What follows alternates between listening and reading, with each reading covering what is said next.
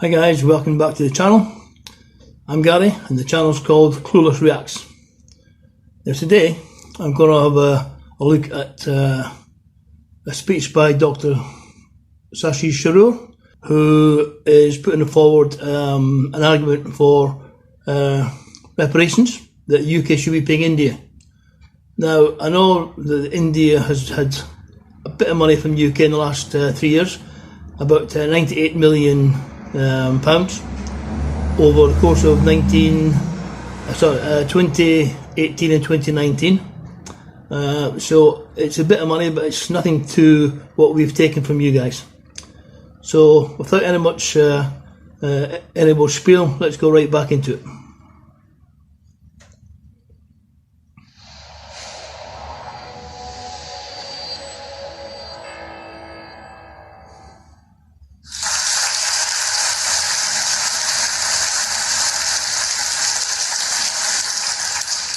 President and gentlemen, ladies of the House,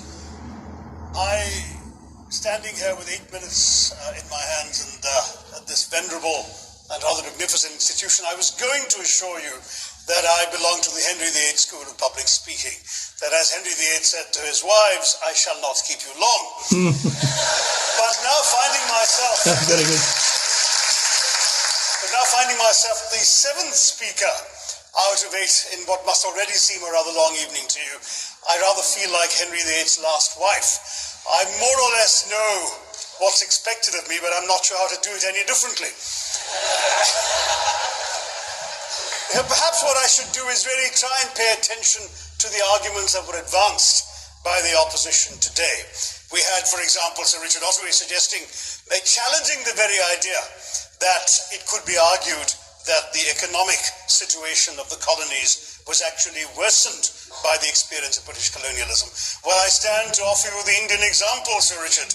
India's share of the world economy when Britain arrived on its shores was 23%. By the time the British left, it was down to below 4%. Wow. Why? Simply because India had been governed for the benefit of Britain. Britain's shocking. rise for 200 years was financed by its depredations in India. In fact, Britain's Industrial Revolution was actually premised upon the deindustrialization of India.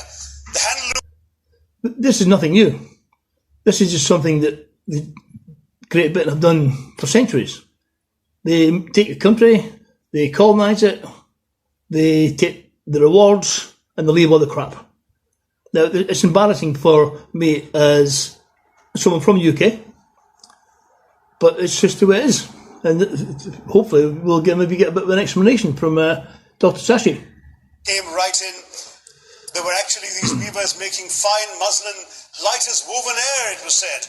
And Britain came right in, smashed their thumbs, broke their looms, imposed tariffs and duties on their cloth and products, and started, of course, taking the raw materials from India and shipping back manufactured cloth, flooding the world's markets with what became the products of the dark and satanic mills of Victorian England. This is also true, because I actually worked in this industry for about 4 years.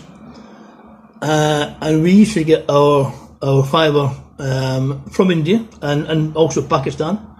And then as time went on, as Dr Tharoor says, we took the industry from India and Pakistan and set it up in UK. I don't know, it must have been cheaper in India and Pakistan. I don't know the thinking of this really, but I think we need something that needs to be looked into a little bit further. Meant that the weavers in India became beggars, and India went from being a world-famous exporter of finished cloth into an importer, went from having 27% of world trade to less than 2%.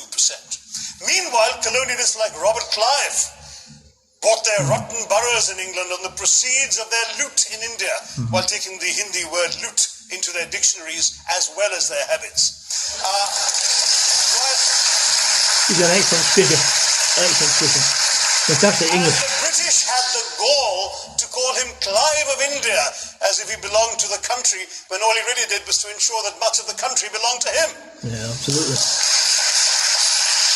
Absolutely. By the end of the 19th century, the fact is that India was already Britain's biggest cash cow.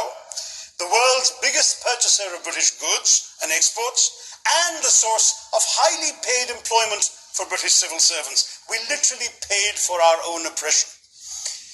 And as has been pointed out, the wealthy Victorian British families that made their money out of the slave economy, 1/5 of the elites of the wealthy class in Britain in the 19th century owed their money to transporting 3 million Africans across the waters. And in fact, in 1833, when slavery was abolished, what happened was that a compensation of £20 million was paid, not as reparations to those who had lost their lives or who had suffered or been oppressed by slavery, but to those who had lost their property.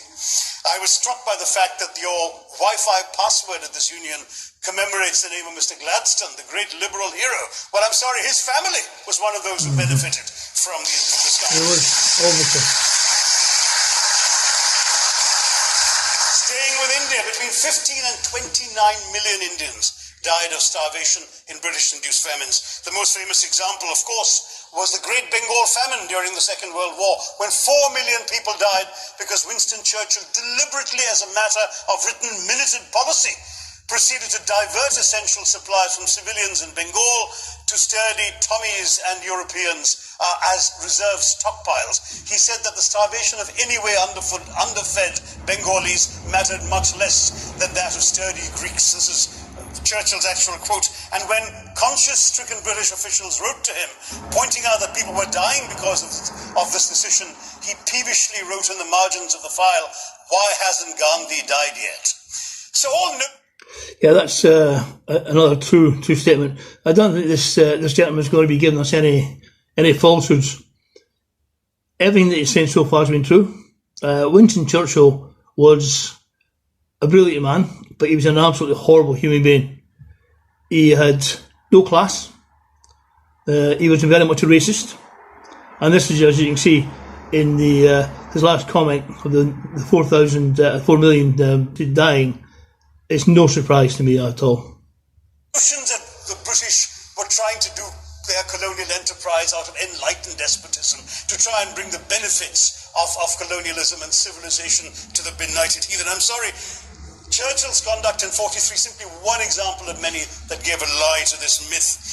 As others have said on the proposition, violence and racism were the reality of the colonial experience.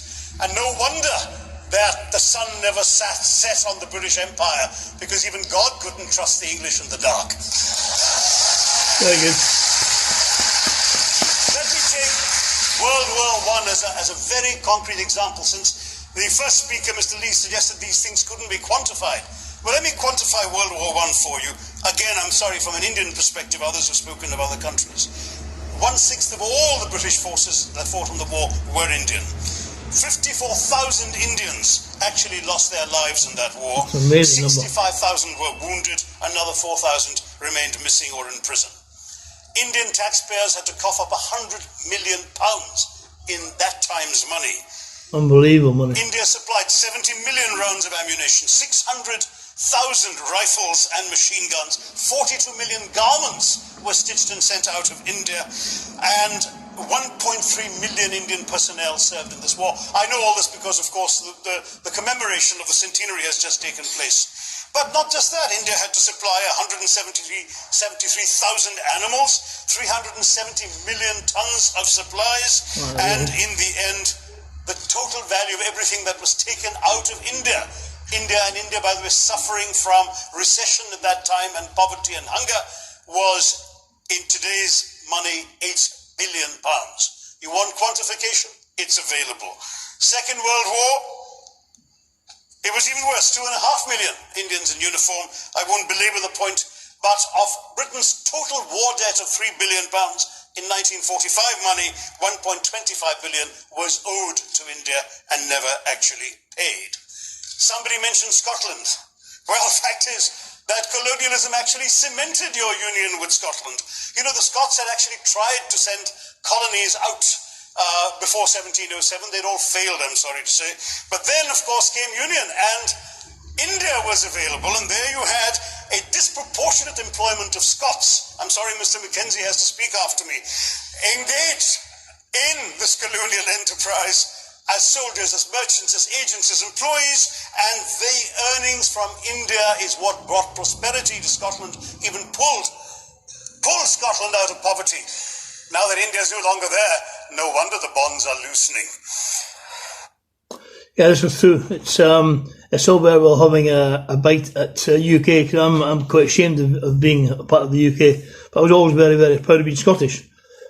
But listening to the comments, we're no better than the English, which is very, very sad for me. And I think that we've progressed since then, and I think maybe this is a good way to stabilise our independence, because as you may or may not know, Scotland is putting through a huge push for independence from England again, following the Brexit debacle. That's all I can say, complete debacle. We don't want to leave the EU, but England have decided that we're going to leave. So as of January, 6 weeks ago, we've left, which makes no sense to me whatsoever. But the door is still open for Scotland to come back in. Now, we've heard other arguments on this side. There's been a mention of the railways.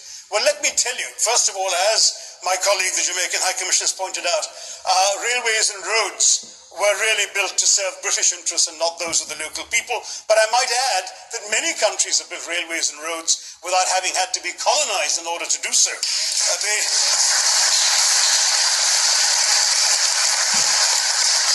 They were designed to carry raw materials from the hinterland into the ports to be shipped to Britain. And the fact is that the Indian or Jamaican or other colonial public, their needs were incidental. Transportation, there was no attempt made to match supply to demand for mass transport, none whatsoever.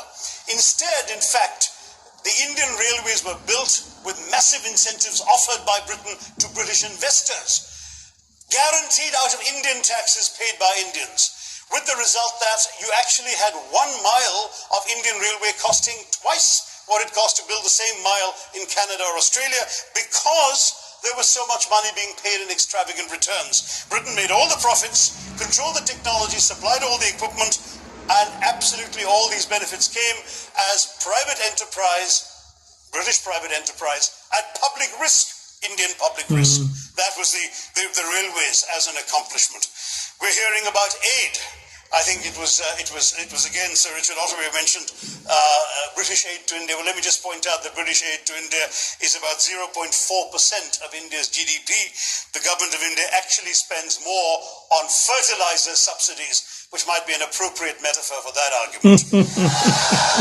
Very good. If I may point out as well. Very good.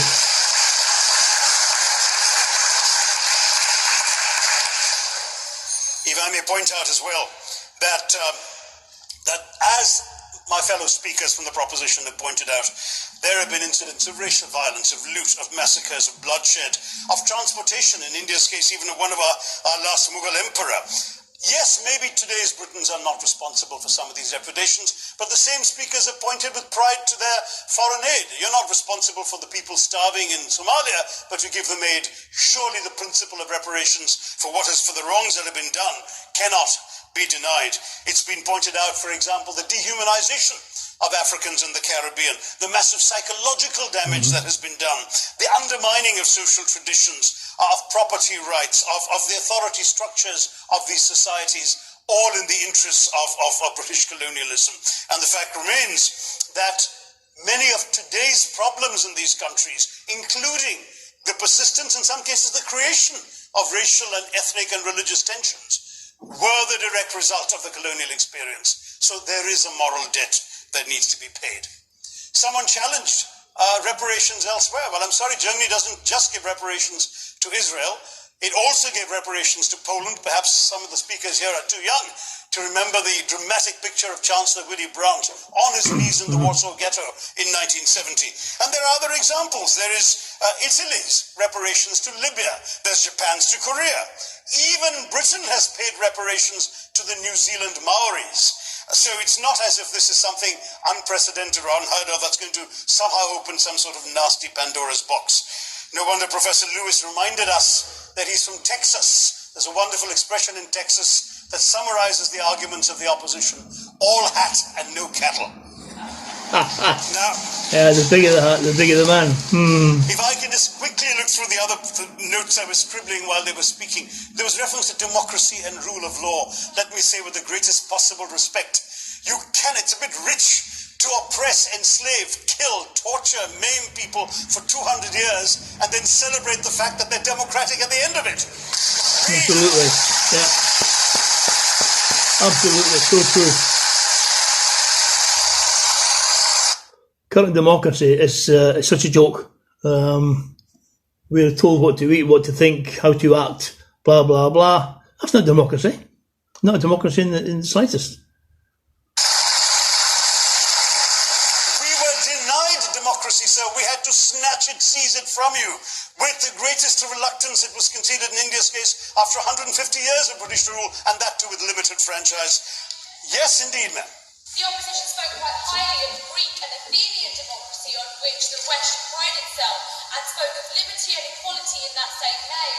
The Athenian democracy was only functioning because of the slave society on which it was built. That's the nature of colonisation. All right, I don't think that needs contradiction, not from me at any rate. But if I may just point out, I think the argument made by a couple of the speakers, the first speaker, Mr. Lee in particular, conceded all the evil atrocities of colonialism, but essentially suggested that reparations won't really help, they won't help the right people, they'll be used as a propaganda tool, they'll embolden people like Mr. Mugabe. It's always nice how in the old days, I'm sorry to say that the people of the Caribbean used to frighten their children into behaving and sleeping by saying Sir Francis Drake would come after them. That was a legacy of that. Now it's Mugabe will be there. So oh this my is God. the new sort of Sir Francis Drake of our times. The fact is very simply, sir, that we are not talking about reparations as a tool to empower anybody. They're a tool for you to atone for the wrongs that have been done. And I am quite prepared to accept the proposition that you can't put a monetary sum on the kinds of horrors people have suffered. Certainly no amount of money can expiate the loss of a loved one, as somebody pointed out there. You're not going to be able to figure out an exact amount, but the principle is what matters. The fact is that to speak blithely of sacrifices on both sides, as an analogy was used here, a burglar comes into your house, ransacks the place, stubs his toe, and you say, well, there was a sacrifice on both sides. That, I'm sorry to say, is not an acceptable argument. The truth is that we are not arguing specifically that vast sums of money need to be paid. The proposition before this House is the principle of owing reparations, not the fine points of how much is owed, to whom it should be paid. The question is there a debt? Does Britain owe reparations? As far as I'm concerned, the ability to acknowledge a wrong that has been done, to simply say sorry, will go a far, far, far longer way than some percentage of GDP in the form of aid. What is required, it seems to me, is accepting the principle that reparations are owed. Personally, I'd be quite happy if it was £1 a year for the next 200 years after the last 200 years of Britain and India. Thank you very much, Madam President.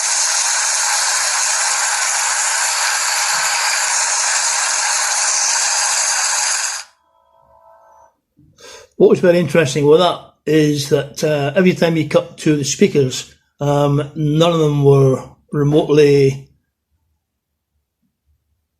entertained. They were sitting there very smug and very glum looking.